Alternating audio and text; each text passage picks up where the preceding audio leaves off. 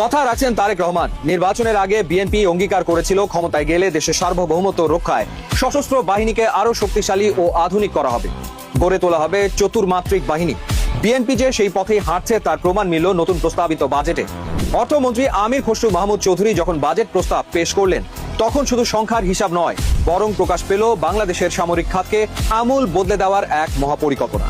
এবারের বাজেটে প্রতিরক্ষা খাতের জন্য বরাদ্দ রাখা হয়েছে ৪২,২৯১ কোটি টাকা, যা বিদায়ী অর্থ বছরের তুলনায় প্রায় ১,৫৯৩ কোটি টাকা বেশি। তারেক রহমান সরকার ভালো করেই জানে, বদলে যাওয়া বৈশ্বিক ও আঞ্চলিক ভূ রাজনীতিতে সামরিক বাহিনীকে শক্তিশালী করা ছাড়া কোনো বিকল্প নেই। আর তাই এই বিপুল পরিমাণ অর্থ কেবল বিদেশি অস্ত্র কেনায় নয়, খরচ হবে দেশের নিজস্ব সক্ষমতা ও সামরিক স্বনির্ভরতা বাড়াতে। দর্শক, বাংলাদেশ দীর্ঘদিন ধরে ফোর্সেস গোল ২০৩০ বাস্তবায়নের মাধ্যমে সশস্ত্র বাহিনীর আধুনিকায়ন করে আসছে।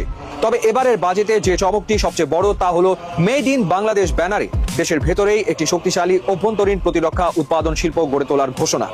বিদেশি সরবরাহকারীদের ওপর শতভাগ নির্ভরশীলতা কমিয়ে আনতে দেশে তৈরি করা হবে দ্বিতীয় সমরাস্ত্র কারখানা বা বাংলাদেশ অর্ডিন্যান্স ফ্যাক্টরি।